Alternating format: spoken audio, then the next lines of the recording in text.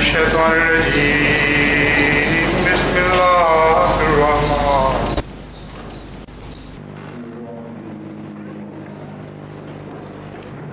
الحمد لله رب العالمين الرحمن الرحيم مالك يوم الدين إياك نعبد وإياك نستعين اهدنا الصراط المستقيم صراط الذين أنعمت عليهم غير المغضوب عليهم ولا الضالين.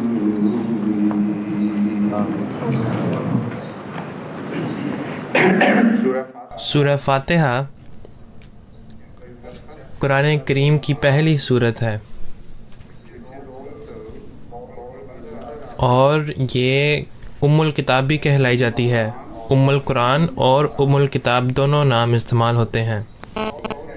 اس کی وجہ یہ ہے کہ اس میں قرآن کریم کی تمام خصوصیات اس میں شامل ہیں.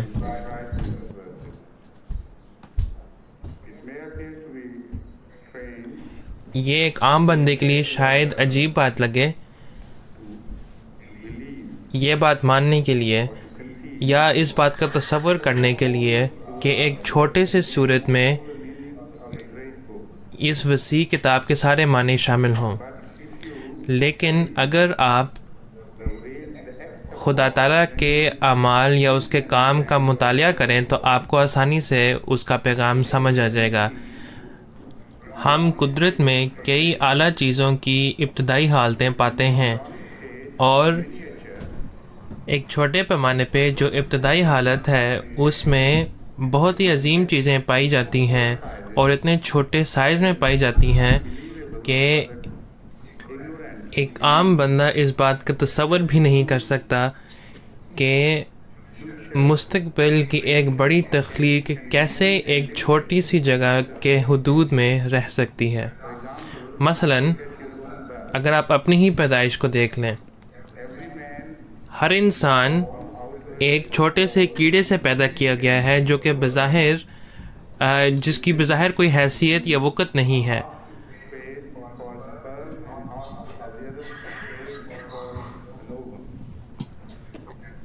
اور جو کچھ پہلے تخلیق کے لمحے میں ہوتا ہے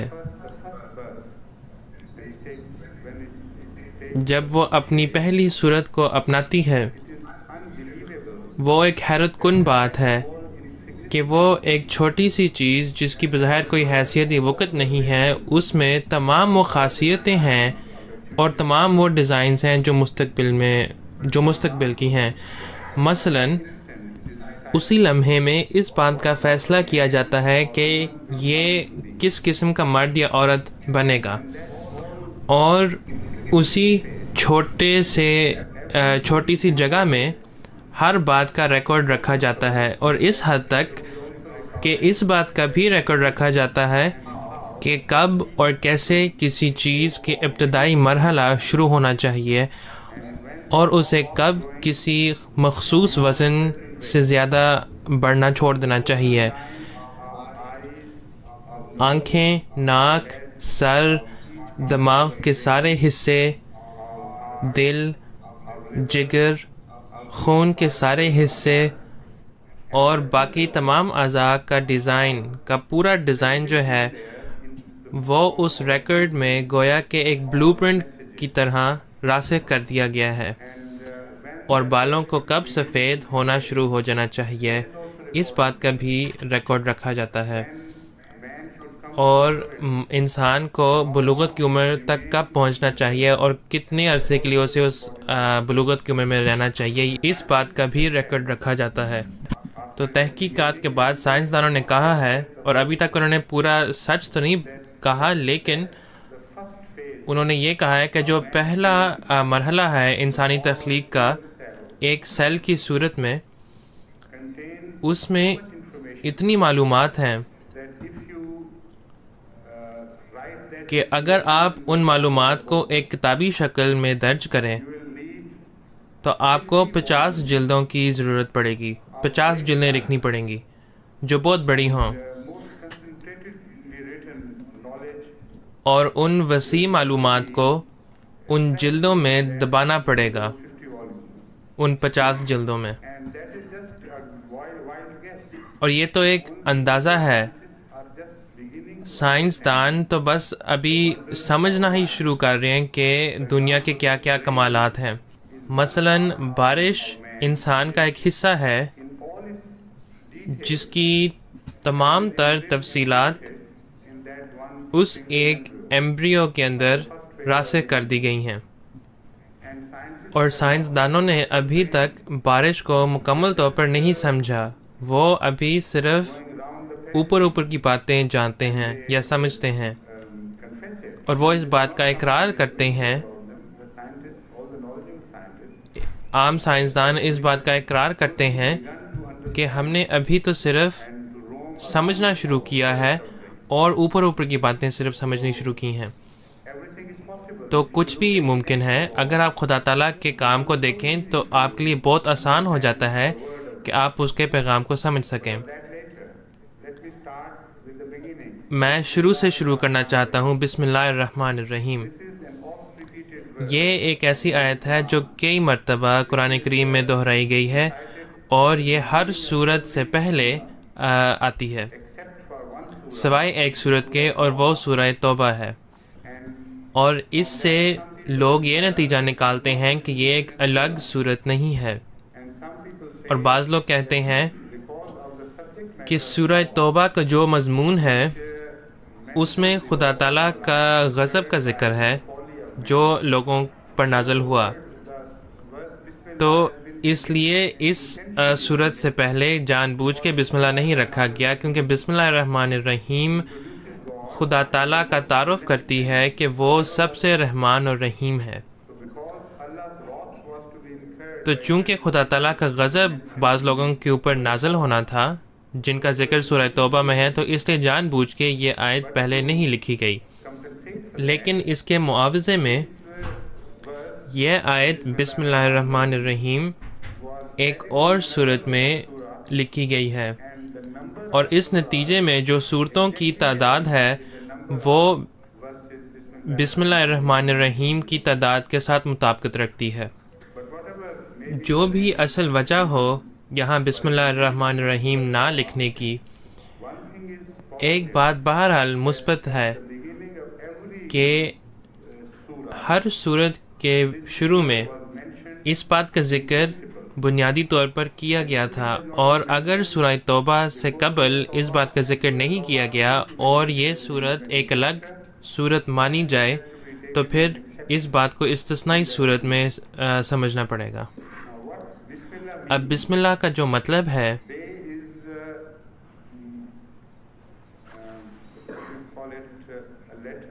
ایک حرف ہے. حضور پوچھ رہے ہیں کہ گرامیٹیکل اصطلاح میں حرف کے لیے کیا لفظ استعمال کیا جاتا ہے. وہ لفظ پارٹیکل ہے انگریزی زبان میں، یعنی صلہ.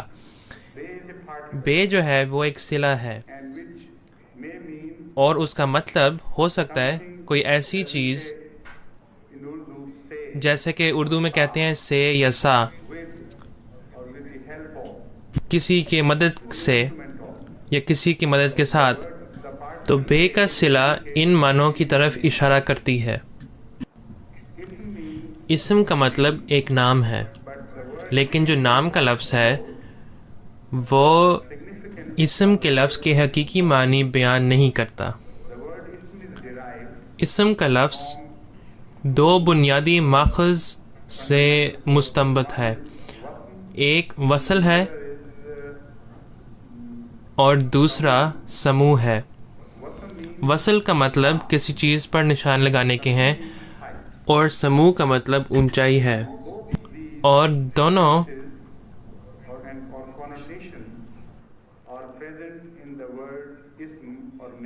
معنی جو ہیں وہ اسم کے لفظ میں شامل ہیں. آپ جب کسی کو نام دیتے ہیں تو آپ گویا کہ اس پر ایک نشان لگا دیتے ہیں تاکہ وہ کسی دوسرے بندے سے ممتاز ہو جائے. اور وہ اس نام سے پہچانا جاتا ہے، گویا کہ اس کے اوپر ایک خاص نشان لگایا گیا ہو۔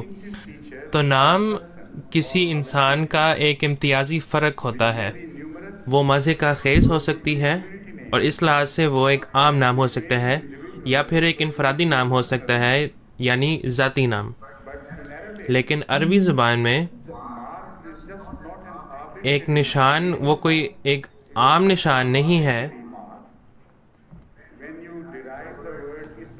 جب اسم سمو سے مستنبت کیا جاتا ہے، جس کا مطلب نشان کے ہیں، اس کا ایک عام مطلب ہے، لیکن جب آپ نام کے لفظ کو ایک صفت دیں تو اسم کا جو دوسرا معنی ہے، جو اونچائی یعنی سمو سے مستنبت ہوتا ہے، پہلا وصل سے ہے اور دوسرا سمو سے ہے۔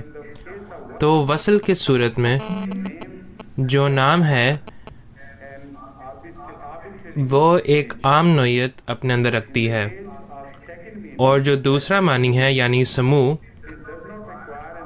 اس میں ایک عام نوعیت نہیں پائی جاتی بلکہ ایک بامانی نوعیت پائی جاتی ہے۔ تو دو قسم کے اسما ہیں عربی زبان میں، ایک تو وہ اسما ہیں جو عام لفظ ہیں، اور پھر وہ اسما ہیں جو کہ کسی انسان کے صفات سے تعلق رکھتی ہیں۔ تو صفاتی نام بھی اسما ہیں، اور وہ نام جو عام استعمال ہوتے ہیں وہ بھی اسما کہلاتے ہیں۔ تو عربی زبان میں اسم کا جو لفظ ہے وہ ایک جامع لفظ ہے، اور اب جب آپ ناموں کے فلسفے کا مطالعہ کرتے ہیں تو آپ کو زیادہ اچھا سمجھ آتا ہے۔ تمام نام جتنے بھی ہیں وہ یا تو خاص ہیں یا وہ عام ہیں۔ مثال کے طور پہ آپ اگر ایک کتے کو کتے کہتے ہیں، جو کہ ایک مخلوق کا نام ہے، لیکن آپ کتے کو کیوں کتا کہتے ہیں یہ ایک مسلم بات ہے، اس کے بارے میں آپ کوئی جھگڑتے نہیں ہیں۔ لیکن اگر آپ انسان کو کتا کہیں تو اس کی طرف ایک گویا کہ صفت منسوب کی جاتی ہے۔ اس کا مطلب ہے کہ وہ اس لیے کتا کہلاتا ہے کیونکہ اس نے بعض ایسی صفات اپنا لی ہیں جو ایک کتے میں پائی جاتی ہیں۔ تو یہ ایک عام نام نہیں ہے، یہ اس لیے ہے کہ اس میں بعض مخصوص صفات پائی جاتی ہیں۔ تو خدا تعالیٰ بھی، اس کے بھی دو قسم کے نام ہیں، ایک اس کی اپنی نشانی کے طور پر ہے، یعنی اس کا ذاتی نام، اور جس کی کوئی تفصیل دینی ضروری نہیں ہے کہ ایسا کیوں ہے، اور جو دوسرے نام ہیں وہ اس کے صفاتی نام ہیں۔ خدا تعالیٰ کی صورت میں، کیونکہ خدا تعالیٰ کا ایک خاص طبقہ نہیں ہے، وہ کسی خاص طبقے سے تعلق نہیں رکھتا،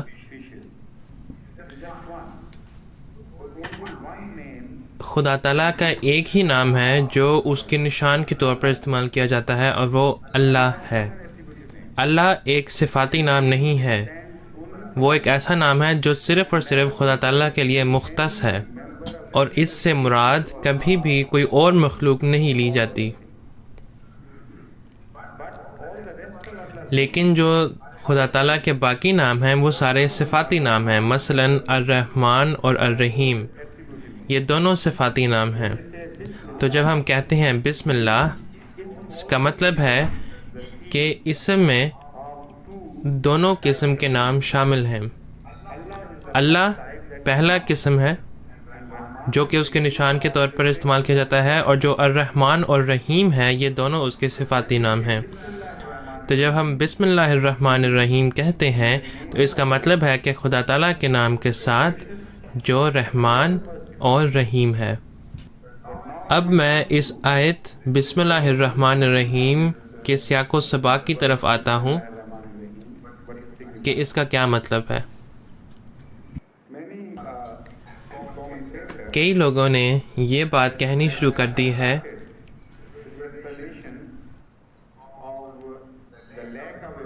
کہ بے اور اسم کے درمیان ایک لفظ کی کمی ہے۔ بسم اللہ کیا؟ اللہ کے نام میں کیا؟ اس بات کا ذکر نہیں کیا گیا، بعض لوگ کہتے ہیں۔ تو وہ یہ کہتے ہیں کہ شاید اس میں ایک لفظ غائب ہے، یعنی کہ کوئی ایسا لفظ جو اس کے معنی میں شامل ہو جو جان بوجھ کے شاید چھوڑ دیا گیا ہو. اور وہ لفظ وہ کہتے ہیں کہ ابدأ ہونا چاہیے، کہ میں اللہ کے نام کے ساتھ شروع کرتا ہوں. اور بعض لوگ کہتے ہیں کہ یہ اشرع ہونا چاہیے اللہ کے نام کے ساتھ، یعنی کہ میں اللہ کے نام کے ساتھ شروع کرتا ہوں. یہ بس ایک اور لفظ ہے ابدا کا. اور بعض لوگ کہتے ہیں کہ یہ لفظ اقرأ ہے، اقرأ بسم اللہ الرحمن الرحیم، کہ میں اللہ کے نام کے ساتھ پڑھتا ہوں. اور بعض لوگ کہتے ہیں کہ اللہ کے نام کے ساتھ وہی کافی ہے، یہ صرف اختیار کے لیے آتا ہے. اگر کوئی لفظ یہاں پہ لگنا چاہیے تو اس بات کو مد نظر رکھنا چاہیے کہ اس سے شروع کرنا یا پڑھنا مراد نہیں ہے، بلکہ اختیار یہاں مراد ہے. جس طرح کہ انگریزی زبان میں کہتے ہیں کہ بادشاہ کے نام میں جب کوئی لوگ کسی کو گرفتار کرنے جاتے تھے، ہم تاریخ کی کتابوں میں پڑھتے ہیں کہ وہ کہتے تھے کہ بادشاہ کے نام میں ہم تمہیں گرفتار کرنے آئے ہیں.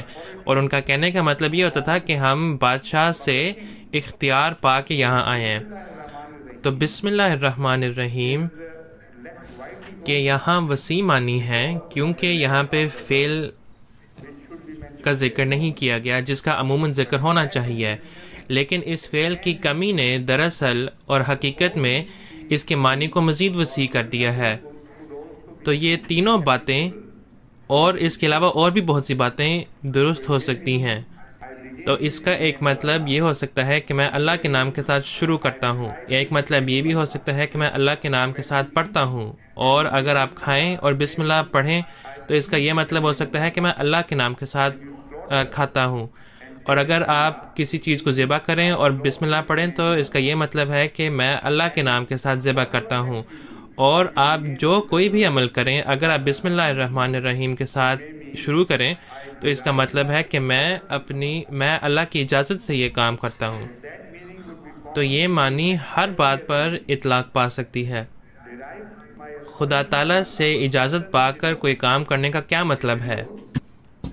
اس کا مطلب یہ ہے کہ جو لوگ بسم اللہ پڑھتے ہیں وہ آزاد نہیں ہیں کہ وہ جو مرضی کرتے پھریں. وہ اپنے تمام اعمال کے لیے خدا تعالیٰ کے حضور جواب دہ ہیں. اور جب کبھی بھی وہ الفاظ میں اس بات کا اقرار کرتے ہیں کہ وہ کوئی بھی عمل خدا تعالیٰ کے نام میں کرتے ہیں اور اس سے اذن پا کر کوئی کام کرتے ہیں، تو یہ بات دکھاتی ہے کہ وہ ایک غلط یا جھوٹی بات خدا تعالیٰ کی طرف منسوب کر رہے ہیں، جبکہ وہ اس کے مرضی کے خلاف کوئی کام کر رہے ہیں. یہ دکھاتی ہے کہ وہ خدا تعالیٰ کے اذن کو غلط طور پر استعمال کر رہے ہیں، کیونکہ خدا تعالیٰ نے اس بات کی اجازت نہیں دی. مثلاً دوسروں کو دھوکہ دینا یا دوسروں کو ان کے حقوق سے محروم رکھنا. مثلاً اگر کوئی شخص کسی چیز کا ترازو میں تول رہا ہو، جیسا کہ حاجی لوگ عموماً کیا کرتے ہیں، وہ بسم اللہ کہتے ہیں اور اللہ کے نام کے ساتھ وہ دوسروں کو دھوکہ دیتے ہیں اور انہیں اپنے پیسے کے صحیح استعمال کے حق سے محروم رکھتے ہیں. تو یہ دکھاتی ہے کہ یہ ایک جرم کر رہے ہیں. اور جب وہ ایسا کرتے ہیں تو وہ اس شخص کو جواب دہ نہیں ہیں، کیونکہ وہ اس کو تو دھوکہ دے چکے ہیں اور اس کو تو معلوم بھی نہیں کہ اس کے ساتھ کیا ہوا ہے. لیکن یہ لوگ خدا تعالیٰ کے حضور جواب دہ ہیں. تو جب انسان کہے بسم اللہ الرحمن الرحیم تو انسان کو بہت محتاط ہو جانا چاہیے کہ وہ کیا عمل کرنے جا رہا ہے یا وہ کیا کہنے جا رہا ہے. اور اگر کوئی شخص یہ احتیاط نہیں کرتا تو اسے بسم اللہ کہنے کا کوئی حق ہی نہیں ہے. اور اگر آپ کسی کام کے کرنے سے پہلے یا کسی تقریر سے پہلے بسم اللہ نہ بولیں تو حضرت محمد مصطفیٰ صلی اللہ علیہ وسلم نے ہمیں بتلایا ہے کہ ایسا عمل یا ایسی تقریر خدا تعالیٰ کے برکات سے محروم رکھی جاتی ہے، تو وہ ایک لغو بات بن جاتی ہے، وہ مذہب کے دائرے سے خارج ہو جاتی ہے. تو بسم اللہ ایک مومن کو ہمیشہ سیدھی راہ پر گامزن کرتا ہے، یہ اس کے لیے ایک رہنمائی اور روشنی کا ذریعہ ہے جو اس کے اعمال پر روشنی ڈالتی ہے اور اس کو سیدھی راہ دکھانے کے لیے اس قابل بناتی ہے۔ اب بعض لوگ کہتے ہیں کہ اسم کا جو لفظ ہے اس کو نکالا جا سکتا ہے۔ بعض علماء اس طرح کہتے ہیں جو قرآن کریم کے خلاف اعتراضات اٹھاتے ہیں کہ اسم کا لفظ نکال کے مزید مخفف بنایا جا سکتا ہے کہ بجائے اس کے کہ بسم اللہ ہو باللہ الرحمن الرحیم لکھا جا سکتا ہے یا کہا جا سکتا ہے۔ ہم اس خیال سے متفق نہیں ہیں۔ مفسرین کئی وجوہات بیان کرتے ہیں، لیکن جو سب سے اہم بات ہے وہ یہ ہے کہ اللہ براہ راست کسی آلے کے طور پر استعمال نہیں کیا جا سکتا، تو بعض چیزوں کا اضافہ اللہ سے پہلے ہونا چاہیے تاکہ اللہ کی صفات کی نشاندہی کی جائے۔ who cannot be used directly or employed directly by you as a means of instrument. So ism stands تو اسم خدا تعالیٰ کی حقیقت کے درمیان اور اس شخص کے درمیان جو خدا تعالیٰ کی حقیقت کو جاننا چاہتا ہے کھڑی ہوتی ہے، عزت سے اور مکمل سچائی سے۔ یہ خدا تعالیٰ کا حوالہ دینے کا ایک ہی ذریعہ ہے جب آپ اپنے مفاد کے لیے خدا تعالیٰ کا اختیار استعمال کرنا چاہیں، کیونکہ آپ خدا تعالیٰ کو براہ راست ایک آلہ کی طرح تو استعمال نہیں کر سکتے، یہ ناممکن ہے، تو اس کا نام اس کی صفات بیان کرنے کے لیے استعمال کیا جاتا ہے۔ جیسا کہ میں نے عرض کیا ہے، اللہ خدا تعالیٰ کا ذاتی نام ہے has not been used جو in any sense applicable کسی بھی اور ذات کے لیے کسی بھی طریقے سے استعمال نہیں کیا گیا، لیکن الرحمن اور بعض لوگ بعض مسلمان علماء بھی ایسے ہیں جو کہتے ہیں کہ اللہ کا جو لفظ ہے وہ دو الفاظ کا مجموعہ ہے، ایک اسم معرفہ ال اور دوسرا الہ۔ وہ کہتے ہیں کہ یہ دونوں آپس میں ملائے گئے ہیں ایک لفظ بنانے کے لیے، الالہ، وہ واحد ذات جو عبادت کے لائق ہے۔ لیکن وہ یہ بھی مانتے ہیں کہ یہ خدا تعالیٰ کا ایک ذاتی نام ہے، لیکن وہ یہ بھی کہتے ہیں کہ اس میں ایک اہمیت ہے، اور وہ اہمیت ان دو الفاظ ال اور الالہ سے مستنبط کیا جاتا ہے، اور جب یہ ملائے جاتے ہیں تو یہ گویا کہ ایک ذاتی نشان کے طور پر بھی ہے۔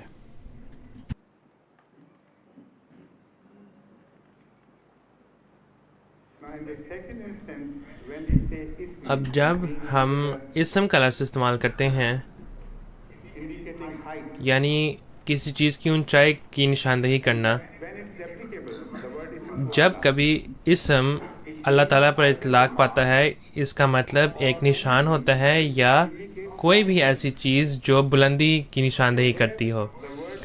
تو یہاں اسم کا جو لفظ ہے وہ بڑی خوبصورتی کے ساتھ خدا تعالیٰ پر یہاں اطلاق پاتا ہے، اور یہی اس کا مطلب ہے اس سیاق و سباق میں۔ اور کوئی ایسی ذات نہیں ہے جس پر یہ بات اس طرح اطلاق پائے جس طرح یہ خدا تعالیٰ کے ضمن میں استعمال کیا جاتا ہے، کیونکہ صرف خدا تعالیٰ کی ہی صفات ہیں جو سب سے بلند تر ہیں، اور باقی تمام صفات خدا تعالیٰ کی صفات کے بالمقابل کم تر ہیں۔ تو اسم کا لفظ اگر یہ کبھی استعمال ہو تو یہ صرف خدا تعالیٰ کے ضمن میں استعمال ہوتا ہے۔ تو رحمان بھی خدا تعالیٰ کے اعلیٰ ترین صفات میں سے ہیں، اور الرحیم بھی خدا تعالیٰ کے اعلیٰ ترین صفات میں سے ہے۔ رحمان اور رحیم دو ایسی صفات ہیں جو در حقیقت میں باقی تمام صفات کی ماں ہیں، چاہے وہ خدا تعالیٰ کا غضب یا اس کا پیار ظاہر کرے، یا چاہے وہ اس کا عفو یا سزا ظاہر کرے۔ خدا تعالیٰ کی ہر صفت رحمان اور رحیم سے نکلتی ہیں. Why it is repeated in Surah Fatiha? یہ سورہ فاتحہ میں کیوں دہرائی گئی ہے جبکہ یہ پہلے ہی پہلی آیت میں بسم اللہ الرحمن الرحیم میں اس کا ذکر ہو چکا ہے. اس کے متعلق ہم بعد میں بات کریں گے، لیکن پہلے میں الرحمن کے مطالب کے متعلق بات کرنا چاہتا ہوں. یہ اتنا وسیع لفظ ہے کہ یہ کچھ تفصیل میں کئی دنوں میں بھی اس کی بات نہیں ہو سکتی، کجا یہ کہ 1 گھنٹے میں اس کی بات کی جائے. اور اگر آپ کو اس کی وسعت کی سمجھ آ جائے مکمل طور پر، پھر آپ کو معلوم ہوگا کہ الرحمن کے معنی کبھی بھی کسی انسان کے لیے ختم نہیں ہو سکتے. نسل در نسل اگر کوئی انسان رحمان کے متعلق بات کرتا رہے کہ یہ کس طریقے سے کائنات پر اطلاق پاتی ہے، تو آپ کو معلوم ہوگا کہ اس کے معنی لامتناہی ہیں.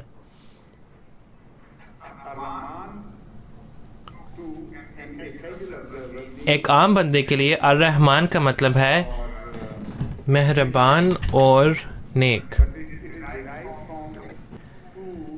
لیکن یہ بنیادی طور پر 2 مطالب سے نکلتا ہے. اس میں احسان کا مطلب ہے،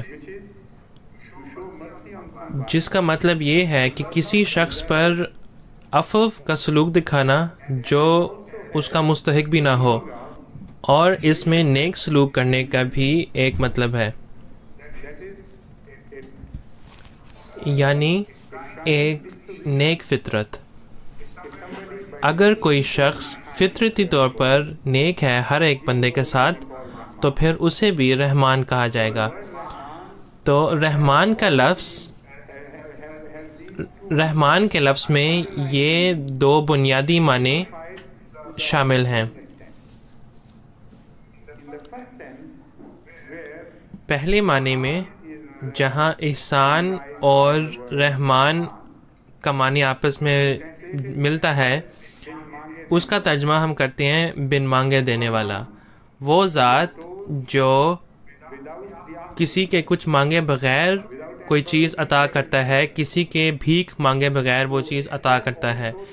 تو یہاں پر بھی احسان کا مطلب، احسان جو ہے وہ ایک اعلیٰ ترین معنی ہے، کیونکہ 2 قسم کے محسنین ہوتے ہیں. بعض وہ محسنین ہوتے ہیں جو احسان دکھاتے ہیں جب کوئی کچھ مانگے، اور بعض ایسے ہوتے ہیں جو کسی کے کچھ مانگے بغیر ہی احسان کا سلوک کرتے ہیں. تو رحمان میں سب سے اعلیٰ ترین معنی احسان کے پائے جاتے ہیں، یعنی جب آپ کہیں کہ وہ بن مانگے دینے والا ہے، یعنی کہ وہ کسی کے مانگے بغیر کوئی چیز عطا کرتا ہے. اس سے یہ بھی ظاہر ہوتا ہے کہ رحمان کا ذکر قرآن کریم میں جہاں تخلیق کا ذکر ہے، وہاں رحمان کا ذکر کیوں آیا ہے. قرآن کریم میں 2 قسم کی مخلوقات کا ذکر کیا گیا ہے، اور 2 ہی قسم کی مخلوقات ہو سکتی ہیں. ایک خدا تعالیٰ کا عمل جسے ہم کائنات کہتے ہیں، اور ایک خدا تعالیٰ کا کلام جسے ہم کتاب کہتے ہیں، یا کئی کتابیں جو گزشتہ زمانوں میں نازل ہوتی رہی ہیں. تو 2 ممکنہ مخلوقات ہیں، اور ان دونوں مخلوقات کا ذکر قرآن کریم میں کیا گیا ہے. الرحمن علم القرآن خلق الانسان علمہ البیان. رحمان ہی ہے جس نے القرآن کو پیدا کیا ہے. خلق الانسان، اور وہی رحمان ہے جس نے انسان کو بھی پیدا کیا ہے. تو بات یہ ہے کہ رحمان کا تعلق ان 2 مخلوقات سے کیا ہے. ایک عام بندے کے لیے شاید کوئی تعلق نہ ہو، کیونکہ یہ لکھا ہونا چاہیے تھا کہ علیم خدا ہے جس کے پاس سارا علم ہے، جس نے یہ قرآن کو بنایا ہے، کیونکہ یہ ایک علم کی کتاب ہے. لیکن یہ کہنے کی بجائے قرآن کریم فرماتا ہے کہ الرحمن نے یہ قرآن کریم بنایا ہے.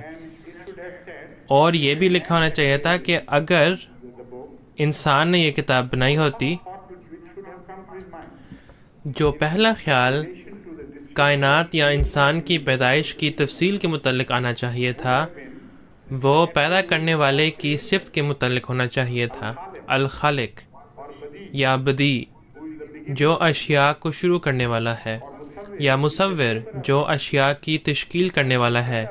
لیکن بجائے اس کے کہ مخلوق کو خالق یا بدی یا اشیاء کو تشکیل کرنے والے کی طرف منسوب کی جائیں، قرآن کریم فرماتا ہے الرحمن خلق الانسان، کہ یہ وہی رحمان ہے جس نے انسان کو پیدا کیا ہے. لیکن کیوں؟ جب آپ اس کی گہرائی میں جائیں رحمان کے معنوں میں پھر آپ کو سمجھ آتی ہے. رحمان سب سے مہربان ذات ہے. اس کی بھیک مانگنے کے لیے ضروری نہیں ہے کہ اس کی رحیمیت ظاہر ہو. اگر دنیا میں کچھ بھی نہ ہو تو پھر پیدائش کی فنومنن کیسے شروع ہو سکتی ہے؟ پھر تو خدا تعالیٰ سے کچھ مانگنے کے لیے کوئی بھی نہ ہوگا، اور جب ایک دفعہ پیدائش شروع ہو تب ہی مانگنے کا تصور پیدا ہوتا ہے. کیونکہ مانگنے کے بھی دو اقسام ہیں. ایک تو منہ سے بھیک مانگی جاتی ہے جو شعوری طور پر بھی ہوتی ہے، اور دوسرا منہ سے نہیں بھیک مانگی جاتی اور غیر شعوری طور پہ ہوتی ہے. مثلا اگر آپ کوئی سڑک دیکھیں جس کی حالت بہت بری ہو، وہ اچھے طریقے سے نہ بنایا گیا ہو، یا اگرچہ وہ اچھے طریقے سے بنا بھی گیا ہو تو گاڑیوں کے چلنے کی وجہ سے وہ خراب ہو گئی ہو، تو وہ ایک افسوس کرنے والا منظر ہے. اور جب ہم کہتے ہیں کہ کوئی چیز الفاظ بولے بغیر بھیک مانگ رہی ہے تو ہم اس طرح کی مثالیں پیش کرتے ہیں. مثلا اگر کوئی شخص ہو جس کی بہت بری حالت ہو لیکن وہ بھیک نہ مانگتا ہو لیکن اس کی حالت ایسی ہو، بعض لوگ ان کو یہ نام دیا جاتا ہے. حضور پوچھ رہے ہیں کہ ان لوگوں کا کیا نام ہے جو بھیک نہیں مانگتے لیکن ان کی حالت ایسی ہوتی ہے.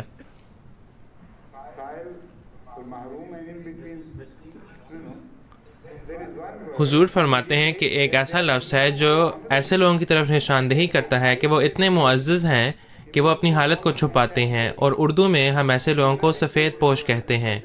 عربی زبان میں بھی ایک لفظ ہے لیکن وہ میرے ذہن سے نکل گیا ہے.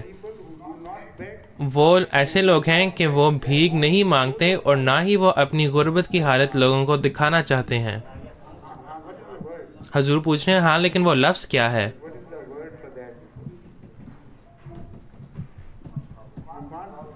آپ ان کو ملحفین تو نہیں کہہ سکتے،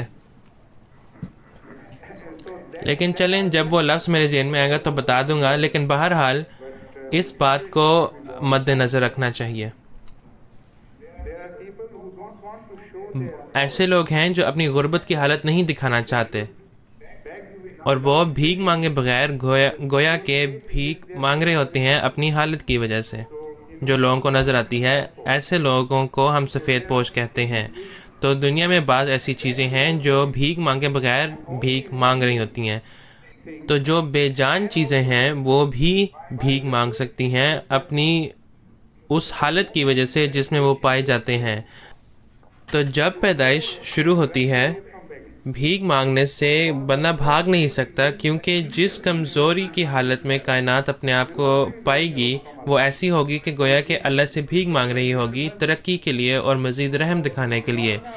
تو پیدائش کی جو فنومنن ہے، اگر خدا تعالیٰ رحمان ہے انتہائی درجے کا، تو وہ تب ہی ہو سکتا ہے جب کسی بھی قسم کی کوئی بھیک مانگنا نہ ہو اور رحمان اپنی تجلی کرے. تو بعض چیزیں ایسی ہیں کہ وہ خدا تعالیٰ کی صفات میں اپنی شکل اختیار کرتی ہیں، یعنی اللہ کے رحمان ہونے میں، یعنی کہ جو مہربان ہے، اور جو احسان کے معنی ہیں وہ انتہائی درجے کی بلندی تک پہنچا ہوا ہے. تو اب آپ کو سمجھ میں آئے گا کہ میں نے جب یہ بات کہی تھی کہ جو لفظ اسم ہے وہ صرف اور صرف خدا تعالیٰ ہی پر اطلاق پا سکتی ہے اور کسی ذات پر نہیں، کیونکہ اس میں بلندی کا تصور پایا جاتا ہے، اور خدا تعالیٰ کی تمام صفات اور اس کا ہر پہلو جو ہے وہ انتہائی درجے کی بلندی میں استعمال کیا جاتا ہے۔ تو الرحمن کا ایک مطلب ہے کہ وہ بن مانگے رحم دکھاتا ہے، اور اس سے پوری تخلیق شروع ہوتی ہے۔ اور رحمان کا ایک اور مطلب ہے کہ وہ انتہائی درجے کا مہربان اور کرم کرنے والا ہے، جس میں تمام چیزیں شامل ہیں۔ تو جب تخلیق شروع ہوتی ہے، پھر جون سی مرضی شکل میں وہ تخلیق پائی جائے، وہ اپنے رحمان خدا سے اپنے مفاد طلب کرتی ہے، اور اس لحاظ سے رحمانیت میں بے جان چیزیں اور جاندار چیزیں بھی شامل ہیں، جانور بھی شامل ہیں اور انسان بھی شامل ہیں۔ مومنین اور غیر مومنین دونوں اس میں شامل ہیں۔ وہ لوگ جو خدا تعالیٰ کے شکر گزار ہیں، اور وہ لوگ جو خدا تعالیٰ کو برے برے نام سے پکارتے ہیں اور اس کی خلاف ورزی کرتے ہیں، وہ بھی شامل ہیں۔ تو یہ اتنی خوبصورت صفت ہے خدا تعالیٰ کی کہ اس کی مہربانی کے تاثر سے کوئی بھی محروم نہیں ہے۔ ہر چیز خدا تعالیٰ رحمان خدا سے متاثر ہوتی ہے۔ تو جب آپ دیکھتے ہیں، جب آپ دنیا میں ایتھیسٹس کو دیکھتے ہیں، وہ بھی اپنے مفاد رحمان خدا سے طلب کرتی ہیں، کیونکہ رحمان خدا ہی ہے جس نے تمام چیزوں کو پیدا کیا ہے اور ہر ایک چیز میں ورلڈ آف پراپرٹیز ڈالی ہیں۔ اور جب میں ورلڈ آف پراپرٹیز کی یہ اصطلاح استعمال کرتا ہوں تو میرا مطلب ورلڈ آف پراپرٹیز ہی ہے، کیونکہ ایک ایٹم کی بھی پراپرٹیز یا کسی ایٹم کا سب پارٹیکل بھی کبھی ختم نہیں ہو سکتا۔ ہر ایک چیز جس کی کوئی پراپرٹی ہے اس کے ورلڈ آف پراپرٹیز ہیں، اور آپ کبھی بھی کسی چیز کا پورا احاطہ نہیں کر سکتے، کیونکہ ہر چیز خود رحمان خدا سے اپنے مفاد طلب کرتی ہے، جو کہ انتہائی درجے کا مہربان ہے۔ تو خدا تعالیٰ کی لامحدود مہربانی ہر ایک چیز پر محیط ہے، اور اس میں تمام تر اشیاء شامل ہیں۔ تو یہ خدا تعالیٰ کی غیر محدود مہربانی ہی ہے، اگرچہ کوئی چیز بظاہر محدود معلوم ہو، اور یہ لامحدود مہربانی ہی ہے کیونکہ اس میں تمام کائنات بھی شامل ہیں، اور یہ لامحدود مہربانی ہے کیونکہ اچھائی اور برائی میں کوئی تمیز نہیں ہے، دونوں اپنا مفاد رحمان خدا سے طلب کرتے ہیں۔ تو اس کو تمام صفات کی ماں کہلائی جا سکتی ہے، یعنی رحمانیت۔ لیکن یہ اتنا وسیع لفظ ہے کہ اگر میں اس کو مزید اس کی تفصیلات بیان کرتا چلا جاؤں تو نئے مطالب آپ کے سامنے کھلتے چلے جائیں گے۔ تو یہ ایک ایسا میدان ہے جس کی کوئی حدود نہیں، یہ لامتناہی ہے۔ مثلا تخلیق سے قبل کسی بھی بنیادی چیز کی پیدائش کی تمام ضروریات پوری کی گئی تھیں، ایسے کامل اور مکمل طور پر اور اتنی گہرائی میں جا کر کہ اگر آپ کائنات کا مطالعہ کریں اور پیدائش کے پہلے مرحلے کی طرف جائیں تو آپ حیران ہوں گے کہ اس پہلے پیدائشی مرحلے میں پورے کائنات کا ایک بلو پرنٹ بنایا گیا تھا، اس حد تک کہ اس میں انسان کے بارے میں بھی تمام چیزیں موجود تھیں۔ اور یہ ایک سائنسی سچ ہے جو کوئی بھی دانشور اس کا انکار نہیں کر سکتا کہ کوئی چیز خود عدم سے پیدا نہیں ہو سکتا، کوئی ایسی چیز ہونی چاہیے جو اسے تشکیل دے سکے۔ تو وہ لوگ جو خدا تعالیٰ پر ایمان نہیں رکھتے، یہ ان کے لیے ہے کہ جب وہ ایک کائنات کا تصور کرنے لگیں تو انہیں اس بات کا اقرار کرنا پڑتا ہے کہ جو بھی انسان میں گیا اس وقت وہ اسی وقت بنایا گیا، اس کا بلو پرنٹ اس وقت موجود تھا.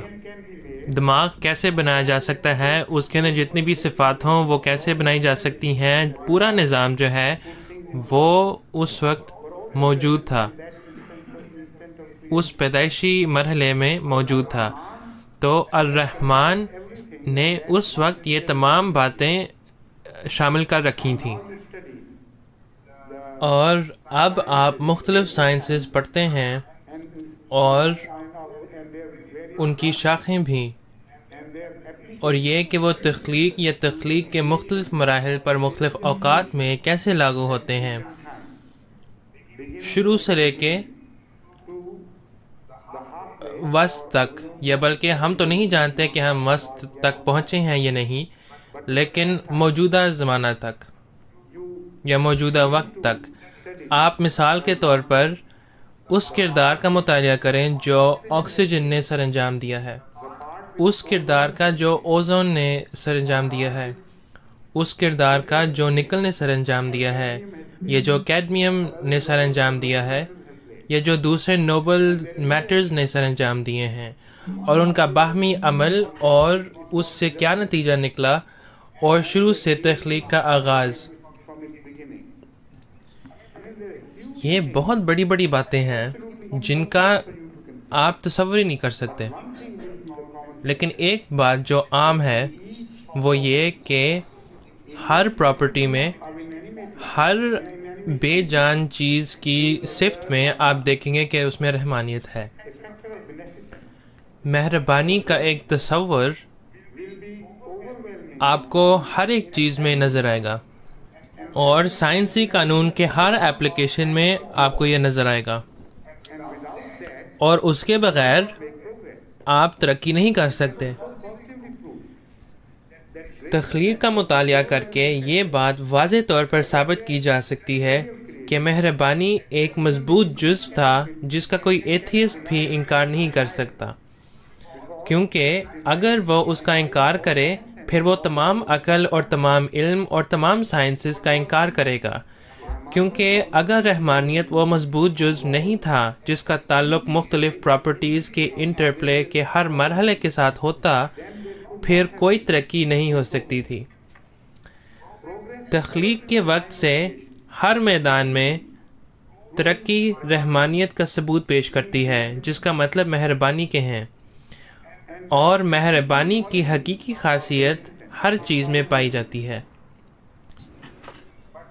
لیکن جب ہم انٹرپلے کی طرف جاتے ہیں تو ایک اور صفت کی ضرورت ہے، اور وہ رحیمیت ہے. تو قبل اس کے کہ ہم اس موضوع کی طرف آئیں، ایک انسان کو رحیمیت سمجھنا ضروری ہے کہ وہ کیا ہے.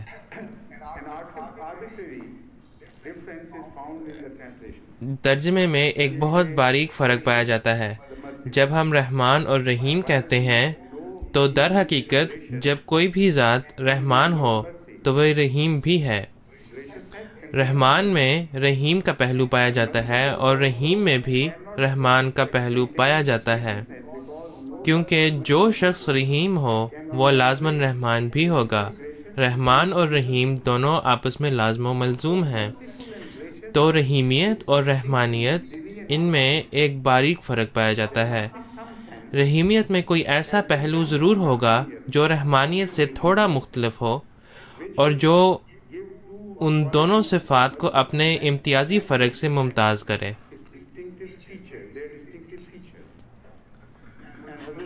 اور حضرت مسیح موعود علیہ السلام نے اس موضوع پر بڑی گہرائی کے ساتھ بات کی ہے، اور حضور نے بڑی تفصیل کے ساتھ اس فرق کو اپنی تفاسیر میں جو مختلف کتب میں پائی جاتی ہیں لفظ رحمان اور رحیم کے ماتحت بیان فرمائی ہے. جو خاص امتیازی فرق حضور نے بیان فرمایا ہے وہ لفظ رحمان اور رحیم کے اوزان کے متعلق ہے. یہاں وزن سے مراد ہم ایک صرف و نحو کی اصطلاح مراد لیتے ہیں. یا ایک ایسی صفت، بلکہ اگر آپ عربی زبان کا مطالعہ کریں صرف و نحو کے لحاظ سے تو آپ کو معلوم ہوگا کہ بعض ایسے الفاظ ہیں جن کے 3 حروف ہیں،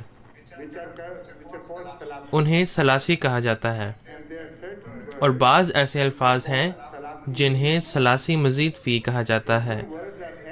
بعض الفاظ ان 3 حروف میں ان کا اضافہ کیا جاتا ہے، اور اس اضافے کی وجہ سے نئے صفات، نئے مطالب مراد لیے جاتے ہیں۔ تو جو 3 حروف کے الفاظ ہیں ان میں مختلف اوزان ہیں، اور ہر وزن میں جب آپ 3 حروف کا کوئی لفظ ڈالتے ہیں تو وہ لفظ زیادہ وسیع ہو جاتا ہے اور اس وزن کی شکل اختیار کر لیتا ہے، اور جب ایسا ہوتا ہے تو وہ اس لفظ کو گویا کہ ایک نئی شکل دیتی ہے اور ایک نئے معنی دیتی ہے۔ مثلا جب آپ غفرہ کہتے ہیں، غفرہ کا مطلب معاف کرنے کے ہیں، غ ف ر یہ 3 حروف ہیں، لیکن جب آپ استغفرہ کہیں تو اس کا مطلب ہے کہ اس نے مغفرت طلب کی۔ تو استغفار عربی صرف و نحو کے لحاظ سے وزن کہلایا جاتا ہے۔ جب آپ غفرہ کے لفظ کو استغفار کے وزن کے ساتھ لگائیں تو غفرہ کے لفظ کی جو نئی شکل بنے گی وہ استغفار ہوگی، جیسا کہ استفعال ہے۔ استفعال وزن کا نام ہے۔ تو 3 حروف کے الفاظ کو مختلف اوزان میں عدل بدل کر مختلف معنی دیے جاتے ہیں۔ تو رحمان رحم کے لفظ سے مستنبت ہوتا ہے، ر ہ میم، اور رحمان ایک وزن ہے جس میں انتہائی درجے یا کمال درجے کا تصور پایا جاتا ہے۔ عربی زبان میں اسے مبالغہ کہتے ہیں۔ الرحمن کا مطلب یہ ہے کہ کوئی ایسی ذات جس میں رحم پایا جائے اور وہ انتہائی کمال درجے کا رحم ہو، اور اس کے معنوں میں کمال درجے کی گہرائی اور وسعت بھی پائی جائے۔ رحمانیت کے معنوں میں جو وسعت پائی جاتی ہے وہ کمال درجے کی ہے جس کا کوئی تصور نہیں کیا جا سکتا۔ تو رحمان مبالغہ کا ایک لفظ ہے، لیکن رحمان کے لفظ میں تکرار کا کوئی تصور نہیں پایا جاتا۔ اس کے معنی لامحدود ہیں، اور یہ بات رحمان کے لفظ میں پائی جاتی ہے، لیکن رحیم فعیل کے وزن پر ہے، اور فعیل کا جو وزن ہے اس کے اندر 2 خصوصیات پائی جاتی ہیں، وہ چاہے رحم کا لفظ ہو یا کوئی بھی اور لفظ ہو جو اس وزن کے اوپر ہو۔ حضور پوچھ رہے ہیں کہ کتنے منٹ رہ گئے ہیں؟ انہیں بتایا گیا ہے کہ 5 منٹ رہ گئے ہیں۔ رحیم جیسا کہ میں نے پہلے عرض کیا ہے وہ فعیل کے وزن پر ہے، اور اس کے 2 خصوصیات ہیں۔ پہلی یہ کہ اس میں کسی چیز کا دائمی ہونے کا مفہوم پایا جاتا ہے۔ تو مثال کے طور پر اگر کوئی شخص ایک عالم ہے، وہ علم رکھتا ہے، وہ جانتا ہے، لیکن کوئی علیم اگر بندہ ہو تو اس کا علم دائمی ہے۔ عالم ایک وقتی طور پر عالم ہو سکتا ہے، لیکن علیم ایک مستقل عالم ہوتا ہے۔ علامہ ایک ایسا بندہ ہو سکتا ہے جس کا بہت علم ہو، لیکن علیم کوئی ایسا شخص ہو سکتا ہے جس میں شاید کم علم ہو لیکن اس کا علم مستقل ہو، کوئی ایسا علم جو دائمی دیا گیا ہو۔ اور فعیل کے وزن میں تکرار کا بھی مفہوم پایا جاتا ہے، کوئی ایسی چیز جو بار بار دہرائی جائے۔ تو رحیم میں رحمان کے بالمقابل یہ 2 امتیازی فرق پائے جاتے ہیں کہ رحمانیت جو کہ بینیفیشنٹ اپلیکیشن کے بعد پیچھے نہیں ہٹتی بلکہ ایک مسلسل تعلق رکھتی ہے، ایک مستقل اپلیکیشن اسے رحیمیت کہتے ہیں، اور ایک ایسا ایپلیکیشن جو اپنے آپ کو دہراتی ہے، وہ آتی ہے اور جاتی ہے، پھر آتی ہے اور جاتی ہے، اور پھر آتی ہے اور جاتی ہے، اور وہ تکرار اس کا بھی ایک ایپلیکیشن ہے۔ رحمانیت میں وہ اکیلا تھا، اس میں بھیک مانگنے کی ضرورت نہیں تھی یا مانگنے کی ضرورت نہیں تھی، لیکن رحیمیت میں ایک اور بات ہے، وہ بلا وجہ ظاہر نہیں ہوتی، وہ تب ظاہر ہوتی ہے جب کوئی اس کا مستحق ٹھہرتا ہے۔ تو یہ انسان کی ایک ایسی محنت اور مشقت کی طرف اشارہ کرتی ہے جو رحیم کے دائرے سے باہر ہے، اور یہ محنت رحم کا تقاضا کرتی ہے، جس کا مطلب یہ ہے کہ نہ صرف محنت کا پورا پھل ملے، بلکہ اس محنت کے عوض میں زائد پھل بھی ملے، جس کا وہ انسان مستحق نہیں، لیکن پھر بھی اس نے کسی نہ کسی حد تک تو محنت و مشقت کی ہوگی۔ جب لوگ رحمانیت سے مفاد حاصل کرتے ہیں، ان کی طرف سے کوئی محنت و مشقت کی ضرورت نہیں تھی۔ جب بے جان اشیاء رحمان سے مفاد حاصل کرتی ہیں، وہ اس کے کسی بھی طریقے سے حقدار نہیں تھے، ان کی طرف سے کوئی محنت کا تصور تھا ہی نہیں، لیکن رحیمیت میں محنت کا تصور پایا جاتا ہے، وگرنہ رحیمیت شاید دوبارہ ظاہر نہ ہو۔ یہ ایک تصور ہے جو رحیمیت کے معنی میں شامل ہے۔ تو یہاں رحمان کے بالمقابل رحیمیت کا مطلب یہ ہے کوئی ایسا شخص جس کی فطرت میں رحم ہو، جس میں رحم دلی، اچھائی اور احسان ہو، اور وہ اپنی اچھائی کو ظاہر کرتا ہے اور پیچھے نہیں ہٹتا اور موجود رہتا ہے تاکہ آپ اس سے مانگیں۔ تو یہاں بن مانگے دینے والا نہیں ہے، لیکن وہ مانگنے پر رحم دکھاتا ہے، پھر وہ ان لوگوں پر رحم کرتا ہے جو اس رحم کے مستحق ہیں، جنہوں نے اس کے لیے کچھ نہ کچھ جد و جہد کی ہے۔ اور پھر یہ بھی ایک مستقل حالت ہے، جو تیسرا معنی میں نے بیان کیا تھا۔ خیر ہے، یہ دو معنی فی الحال کافی ہیں۔ رحمانیت اور رحیمیت آپس میں لازم و ملزوم ہیں، اور یہ کائنات کے تمام مسئلے مسائل کو حل کرتی ہیں، یعنی خدا تعالیٰ کے عمل کے کائنات میں اور خدا تعالیٰ کے کلام کے کائنات میں۔ اور جب ان دونوں کا آپس میں تعامل ہو، پھر ربوبیت آتی ہے۔ یہ خدا تعالیٰ کی پہلی صفت ہے جو رحمانیت اور رحیمیت سے بنی ہے۔ رحمانیت اکیلے میں ربوبیت نہیں کہلائی جا سکتی، رحیمیت اکیلے میں رحمانیت نہیں کہلائی جا سکتی، لیکن جب ان کا آپس میں تعامل ہو، پھر ربوبیت آتی ہے۔ پھر خدا تعالیٰ کا جو تصور ہے آپ کے سامنے آتا ہے، وہ یہ ہے کہ وہ ذات جو سب سے مہربان ہے، جو کسی بیرونی وسیلے کے مانگنے کی محتاج نہیں ہے، کیونکہ اس وقت کوئی بیرونی وسیلہ تھا ہی نہیں جس نے مخلوق کو پیدا کیا، اور باوجود اس کے کہ کوئی مانگنے والا نہیں تھا، اس ذات نے ہر چیز مہیا کی جس کی ضرورت کسی بھی آنے والے جاندار کو پڑنی تھی۔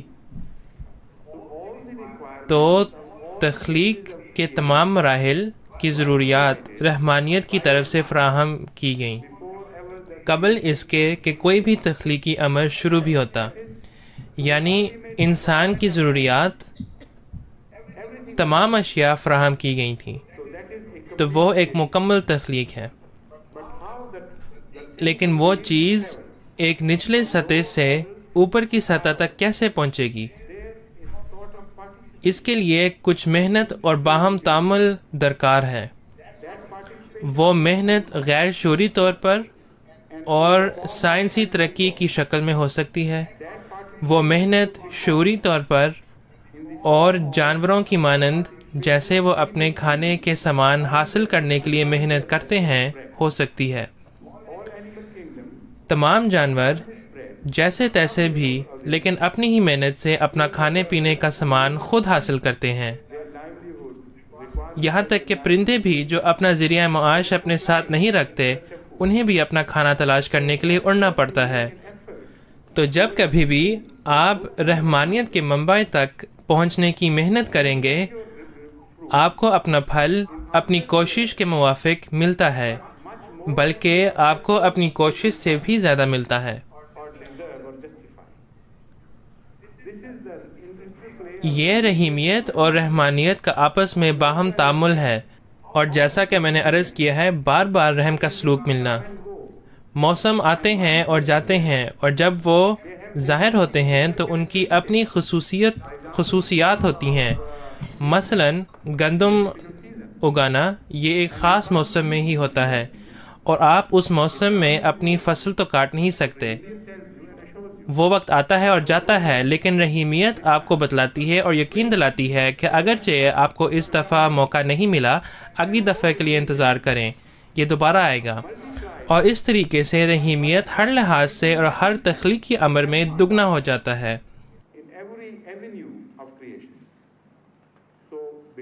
تو رحیمیت کی وجہ سے اس کی تکرار، محنت، مختلف خاصیتوں کے دگنے ہونے سے نئی باتیں سامنے آتی ہیں، اور اسی کو ارتقاء کہتے ہیں۔ اور ربوبیت کا بھی یہی مطلب ہے۔ کسی ذات کی خصوصیات جو سب سے نچلی سطح سے شروع ہوں اور ترقی پذیر ہونی شروع ہوں، تاکہ وہ ایک مستقل حالت میں نہ پائی جائے، لیکن ہمیشہ نچلی سطح سے اوپر کی سطح کی طرف تبدیل ہوتی ہے۔